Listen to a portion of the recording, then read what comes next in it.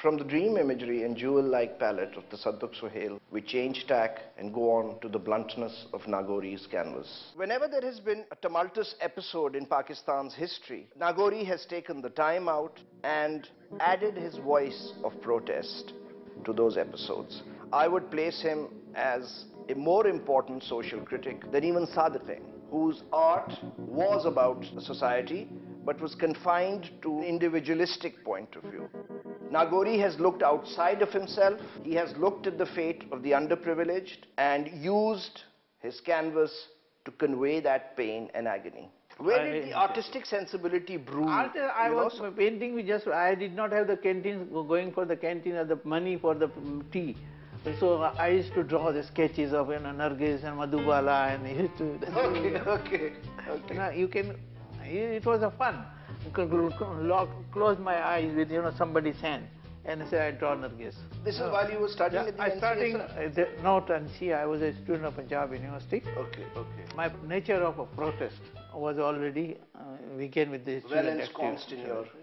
The Ayub Khan's university ordinance was a red rag for the student community in Pakistan. I was one of the students who were the first to protest against one unit and this university ordinance of martial law administrator at that time, General Ayub Khan. And you were also imprisoned because of this? I was detained rather, not. Okay. But I think you were one of those 12 students who were on the hit list. On the hit list, blacklist.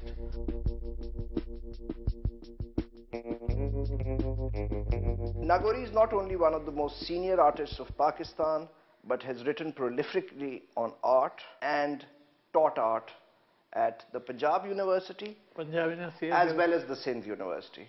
Nagori Sahib, tell me one thing. How did you manage to do the kind of art that you did while being in government service? I mean, 30 years you were in government service as a teacher.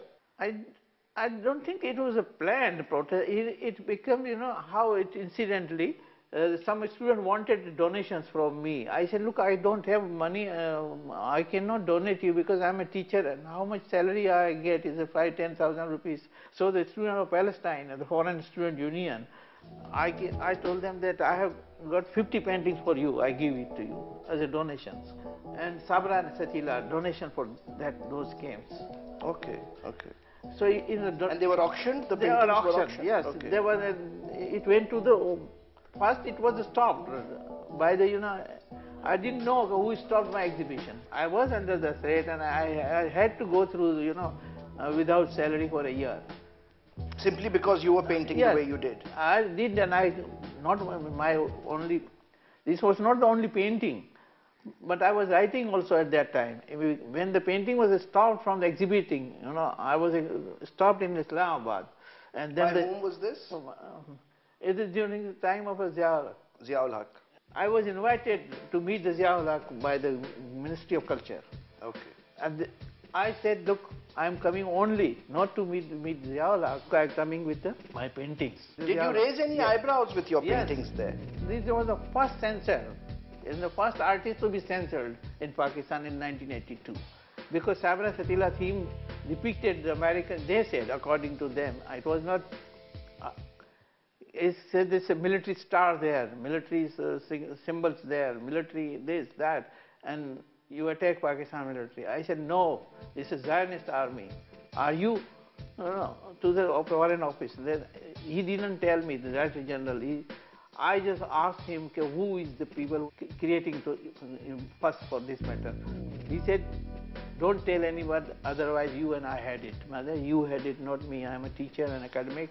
And I have got following of thousands of students. Youngsters are with me, not with you. So Yet, haven't you always felt alone in the fact that you have gone out and protested? How many people have that much stake? Yes, it is in a sense, but I think I got response from the totally journalist biradari. Actually, you were also part of that NSF, the sort of NSF ethos, the leftist leanings. But it was not very conscious because my friend circle was almost of a similar idea.